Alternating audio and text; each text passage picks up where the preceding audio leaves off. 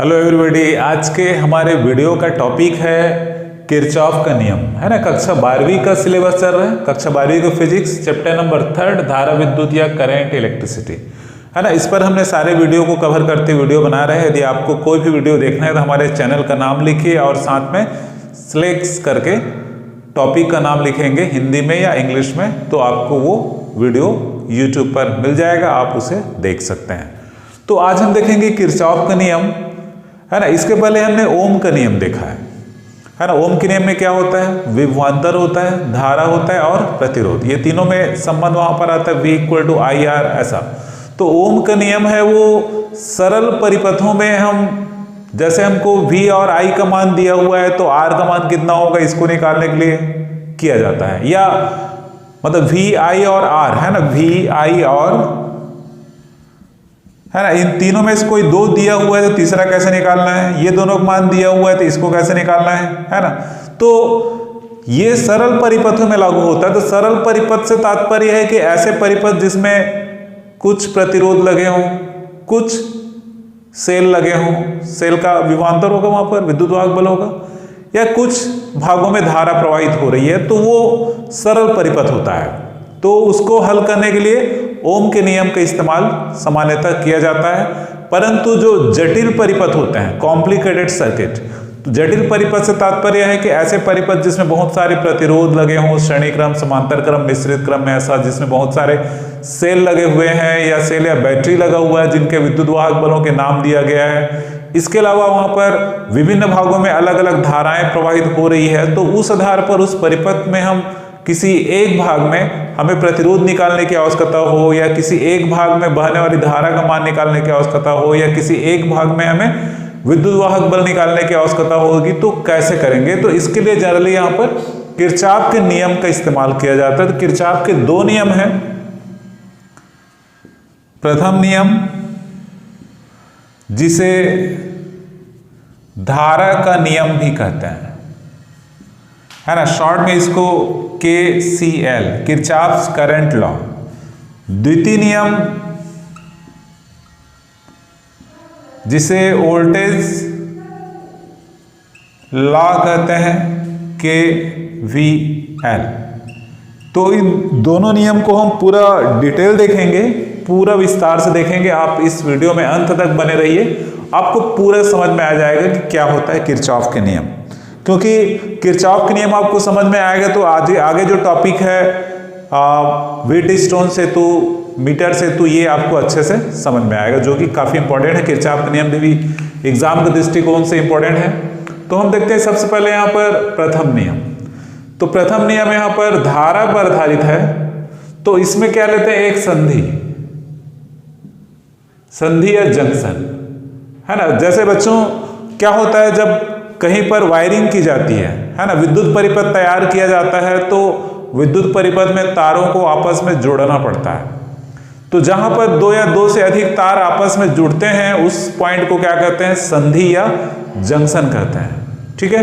जैसे ये एक संधि है जहां पर एक तार इधर से आया, एक तार ऐसे गया है, एक तार ऐसे गया है, एक तार और हम ऐसे गया, मान लो एक ऐसे गया हुआ है। तो ये विभिन्न तार यहाँ पर इस पॉइंट O पर मान लो मिल रहे हैं। मान लो इधर से धारा इसमें आ रही है, इधर से जा रही है, मान लो ये भी जा रही है, I3, मान लो ये आ रहा है और ये मान लो जा रहा है, ठीक है। ये I1 और I3 आ रहा है, बाकी I2, I3 और I5 ये धाराएं संधि से बाहर की ओर जा रही हैं, ठीक है। तो प्रथम नियम क्या है, इसको ध्यान पूर्वक सुनना। किसी संधि पर मिलने वाली समस्त धाराओं का बीजगणितीय योग शून्य होता है। किसी संधि पर मिलने वाली समस्त धाराओं का बीजगणितीय योग शून्य, अर्थात कुल धारा सिग्मा I = 0, ये इसका गणितीय रूप। I धारा है, सिग्मा लगा दिए, मतलब समस्त धारा हो गया, समस्त धाराओं का योग हो गया, इसका मान क्या हो गया? शून्य हो जाता है, ठीक है। अर्थात यहां पर 5 धाराएं हमने दिखाई गई है, अपने अनुसार ले सकते हो। तो जो धारा संधि की तरफ आता है ना, जैसे ये संधि की ओर आ रहा है, ये भी संधि की ओर आ रहा है तो इनको धनात्मक लेते हैं, जो संधि से बाहर की तरफ जा रहा है उनको क्या लेते हैं, ऋणात्मक। तो इसके आधार पर इसको और क्या लिखेंगे, I1 minus I2 minus I3 plus I4 minus I5 equal to 0। मतलब इनका बीजगणितीय योग शून्य होता है, पर जो धारा संधि से बाहर जाती है उनको ऋणात्मक लेते हैं, इसलिए ऋण चिन्ह के साथ लेंगे। इसको और क्या लिख सकते हैं, पक्षांतर करके जो ऋण चिन्ह वाले उनको इधर बचेगा I1 और I4, इधर हो जाएगा I2 plus I3 plus I5। ठीक है, तो I1 प्लस I4 ये आने वाली धारा है और ये जाने वाली धाराएं है ना। आने वाली धाराएं और जाने वाली धाराएं का योग क्या होता है, यहां पर बराबर होता है। तो इससे क्या पता चलता है कि जितनी धारा संधि पर आएगी उतनी धारा संधि से जाएगी, अर्थात जितना आवेश आएगा उतना आवेश जाएगा। तो इस प्रकार जो प्रथम नियम है ये आवेश संरक्षण के नियम के अनुकूल है, आवेश संरक्षण के नियम के अनुकूल है ना। प्रथम नियम को हम एक और तरीके से भी व्यक्त कर सकते हैं कि किसी संधि पर आने वाली धाराओं का योग जाने वाली धाराओं के योग के बराबर होता है। तो ये ऐसा भी प्रथम नियम को या प्रथम नियम की व्याख्या की जा सकती है। प्रथम नियम को आवेश संरक्षण के नियम के अनुकूल या आवेश संरक्षण का नियम भी हम कह सकते हैं, क्योंकि जितना आवेश आता है उतना ही आवेश चला जाता है, कहीं पर आवेश का एकत्रीकरण नहीं होता है। तो ये है किरचॉफ का प्रथम नियम और इसका पूरा डिटेल। अब हम देखेंगे किरचॉफ का द्वितीय नियम, जिसे वोल्टेज लॉ या वोल्टेज का नियम भी कहते हैं, KVL लिखा जाता है ना। ये भी बहुत आसानी से आपको समझ में आएगा है ना। इससे थोड़ा सा अलग है ये, क्योंकि धारा और वोल्टेज दोनों अलग अलग राशियां हैं। तो पर आप अच्छे से सुनिए, अच्छे से समझिए, आपको पूरा कॉन्सेप्ट क्लियर हो जाएगा। ठीक है, तो द्वितीय नियम ये किसी बंद परिपथ या बंद पाश कहते हैं। पाश मतलब जाल या लूप, ये सब एक ही वर्ड है। ठीक है, बंद परिपथ कहें या बंद पाश कहें या बंद जाल कहें या लूप कहें, सब एक ही है। तो ये इनके लिए लागू होता है। यहां भी क्या क्या होगा, इसमें होगा विद्युत वाहक बल, धारा और प्रतिरोध है ना। जैसे सिंपल V बराबर क्या होता है, IR होता है। V के बदले यदि हम ऐसा ले लें तो E बराबर क्या होगा, IR होगा, विद्युत वाहक बल। ठीक है, तो ध्यानपूर्वक सुनना यहां पर इसके नियम को है ना। इस नियम के अनुसार किसी बंद परिपथ के किसी बंद जाल या बंद लूप में विद्युत वाहक बलों का बीजगणितीय योग उस बंद जाल में प्रवाहित धारा और उसके संगत प्रतिरोध के गुणनफल के बीजगणितीय योग के बराबर होता है। एक बार और सुन है ना। किसी विद्युत परिपथ के बंद जाल या बंद पाश या बंद लूप में विद्युत वाहक बलों का बीजगणितीय योग उस परिपथ में धारा तथा उसके संगत प्रतिरोध के गुणनफल के बीजगणितीय योग के बराबर है। ठीक है, अब बंद जाल तो समझ में आ गया। पहले क्या करना है, विद्युत वाहक बलों का बीजगणितीय योग करना है, फिर धारा और प्रतिरोध के गुणनफल का बीजगणितीय योग करना है। अर्थात सिग्मा I या सिग्मा E विद्युत वाहक बल है, सिग्मा हमने लगा दिया तो विद्युत वाहक बल का क्या हो गया, बीजगणितीय योग। ये बराबर होता है धारा और उसके संगत प्रतिरोध के गुणनफल के बीजगणितीय योग। ये इसका गणितीय रूप है। ठीक है,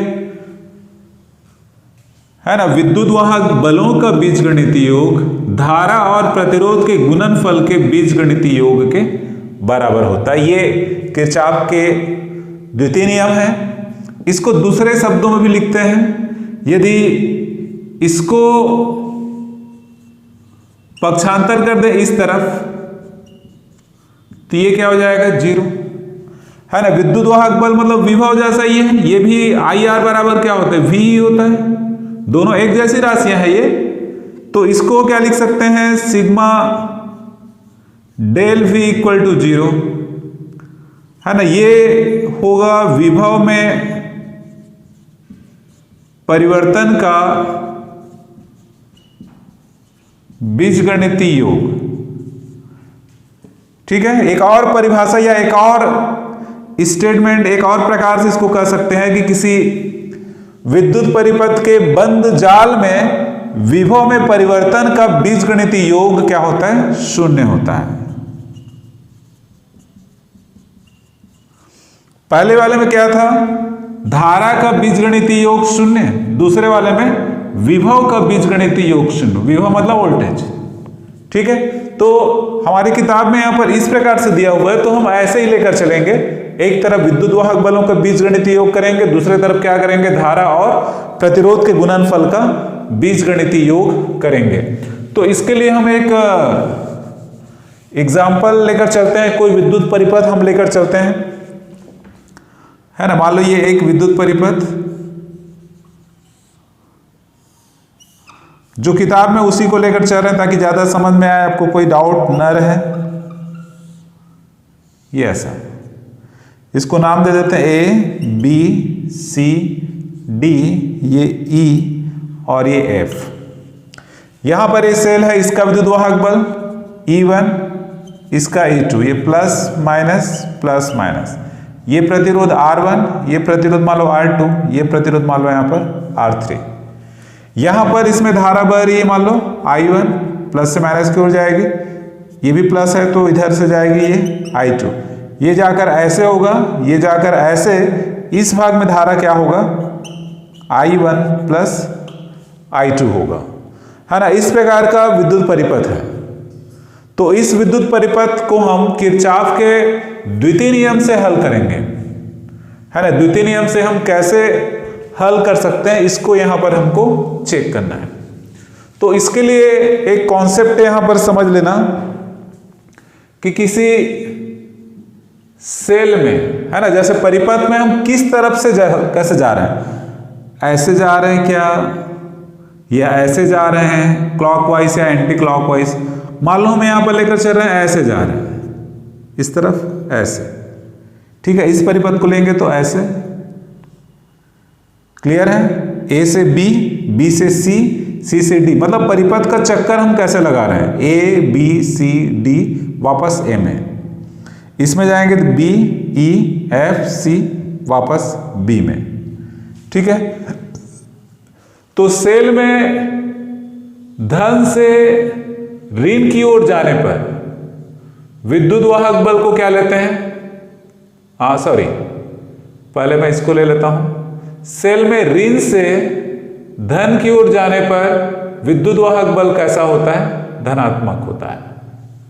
ये बात जो आपको पहले याद रखनी है, उसके बाद हम इसका समीकरण लिखेंगे। सेल में ऋण ध्रुव से धन ध्रुव की ओर दी जा रहे हैं तो ई को प्लस में लेंगे।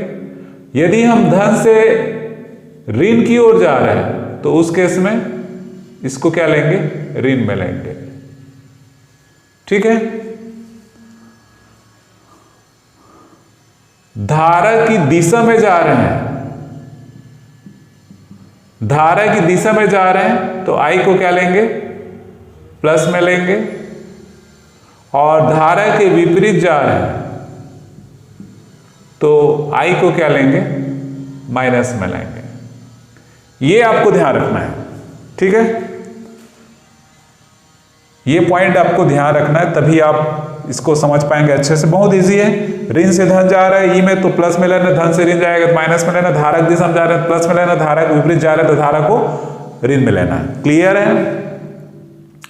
अब ले लेते हैं बंद परिपथ A B C D M है ना, ए से ए तक वापस आ गया, मतलब बंद हो गया ये। तो द्वितीय नियम से, ठीक है, द्वितीय नियम में क्या है, एक तरफ किसका योग होता है, विद्युत वाहक बल का। अब इस परिपथ को आप लोग ध्यान से देखिए, इसमें कितने सेल लगे हुए, 2 सेल, एक सेल यहां पर है, एक सेल यहां पर है, ठीक है। इस बंद परिपथ की बात कर रहे हैं। इसका विद्युत वाहक बल E1, इसका विद्युत वाहक बल E2। अब जा कैसे रहे हैं, ऐसे, ये ऐसे जा रहे हैं, ऐसे जा रहे हैं, मतलब किससे जा रहे हैं, ऋण से धन की ओर, ऋण से धन की ओर, तो विद्युत वाहक बल क्या होगा, प्लस में होगा। फिर इस तरफ जाकर ऐसे ऐसे जा रहा है, इसमें कैसे जा रहे हैं, धन से ऋण की ओर, तो विद्युत वाहक बल E2 है वो हो जाएगा माइनस में। तो इस प्रकार E1 माइनस E2, ठीक है, ये हुआ विद्युत वाहक बलों का बीजगणितीय योग बाईं तरफ। दाईं ओर क्या होगा, हमने जो लिखा हुआ था वो क्या था, sigma E equal to sigma IR, ये ऐसा था, sigma E equal to sigma IR ऐसा था, ठीक है।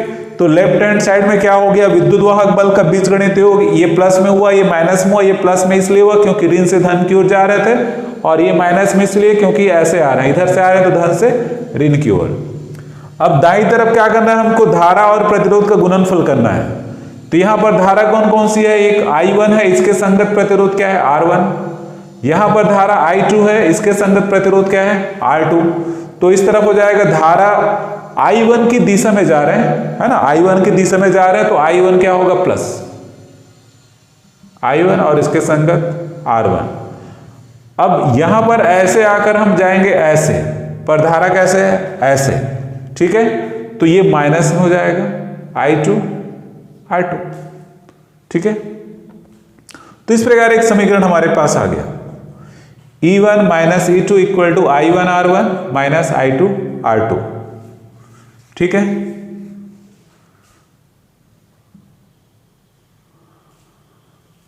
क्लियर है। अब दूसरा बंद परिपथ ले लो, B E F C B में, ठीक है।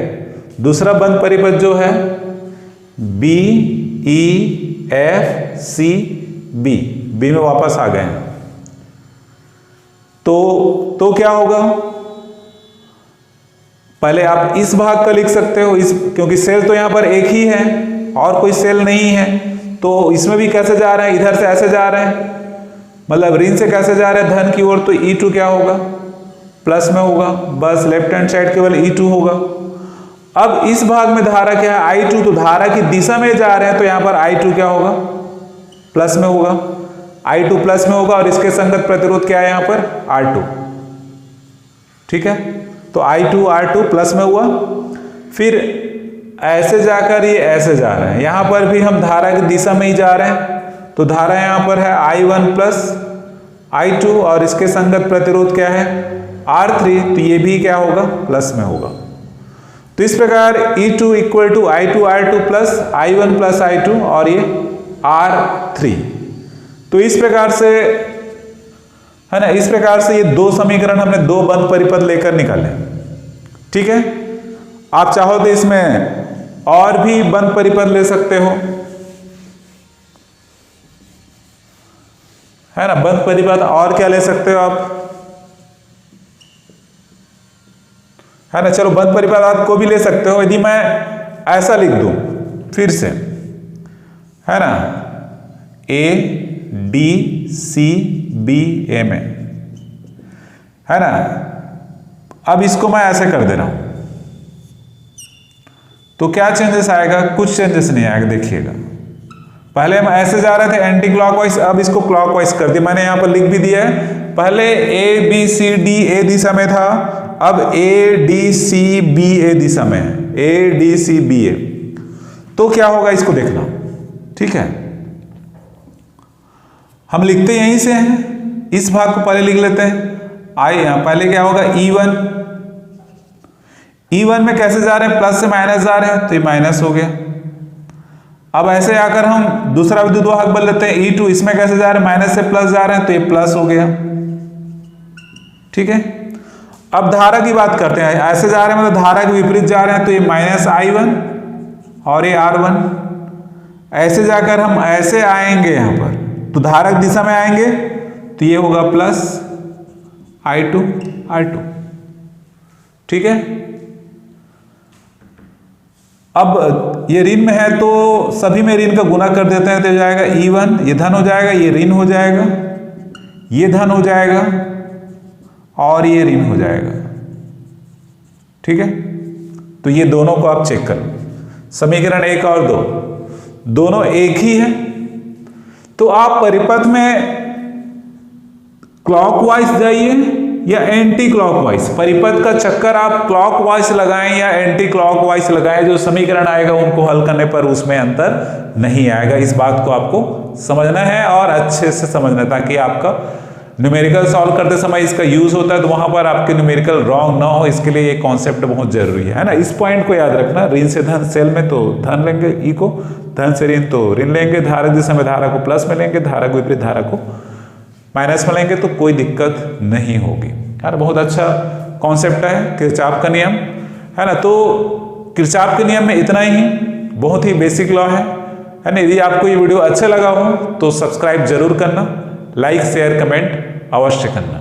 Thanks for watching. Next topic हमारा होगा व्हीटस्टोन सेतु और मीटर सेतु। चलिए आगे बढ़ते हैं।